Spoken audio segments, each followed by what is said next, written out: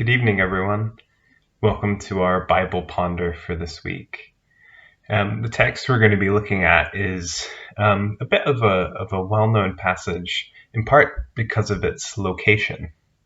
So it is the passage at the very, very end of the Hebrew Bible or the Old Testament. And it comes from Malachi. And we're going to not just do chapter 4 of Malachi, but back up a little bit into chapter 3.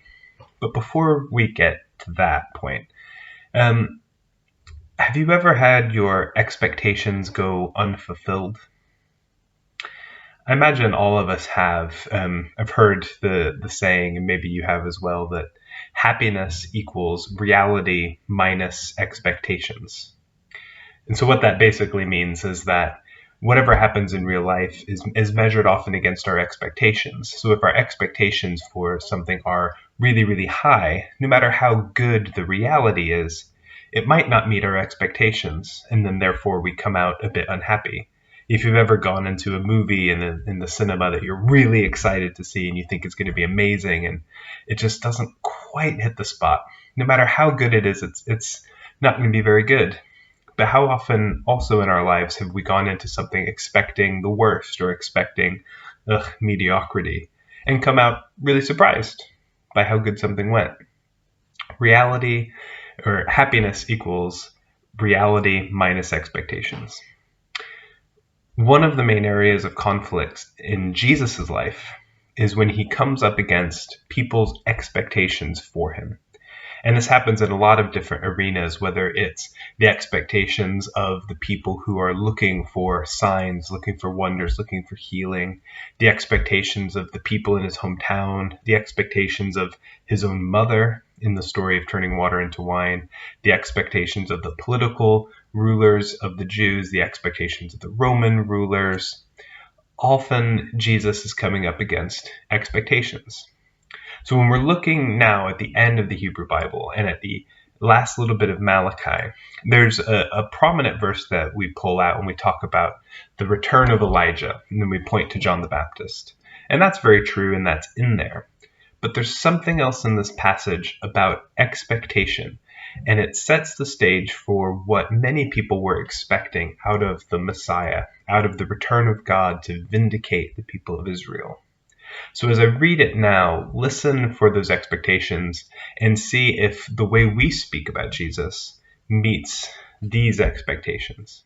Let's read Malachi chapter 3, starting in verse 16, and then we're going to go all the way to the end of the entire Old Testament.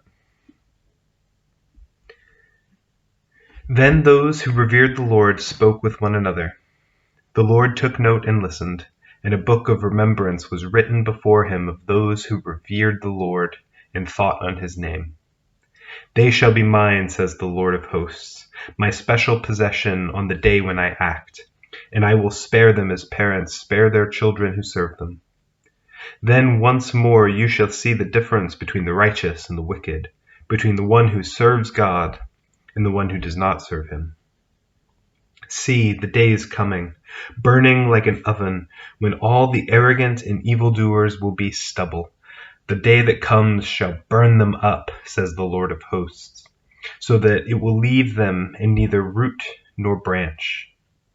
But for you who revere my name, the Son of Righteousness shall rise, with healing in its wings. You shall go out leaping like calves from the stall, and you shall tread down the wicked, for they will be ashes under the soles of your feet on the day when I act, says the Lord of hosts. Remember the teaching of my servant Moses, the statutes and ordinances I commanded him at Horeb for all Israel. Lo, I will send you the prophet Elijah before the great and terrible day of the Lord comes. He will turn the hearts of parents to their children, and the hearts of children to their parents, so that I will not come and strike the land with a curse. Quite vivid imagery here from Malachi, and of course the mention of both Moses and Elijah there. So right into my questions. The questions I have, first off, does Jesus ever frustrate you? Or has Jesus ever frustrated you? Is there a specific time, and what was that like? It could just be in our own reading of the Bible, and when we read stories of Jesus or parables of him that frustrate us, or maybe it's an experience we've had in our lives where we felt that Jesus has been frustrating. What was it like? Question number 2. If the Jews of Jesus' day were expecting this sort of military king who treads the wicked under their feet, what do you think the modern Western expectation of Jesus is? Is it any closer to who Jesus really is? Question 3.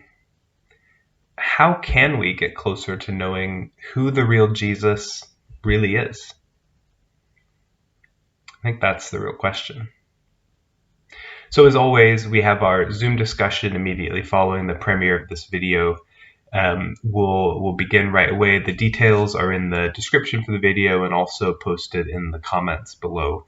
We'd love for you to join us for about half an hour's worth of chat, and we'll talk about these questions and other questions that have come up for everyone as we've pondered this text.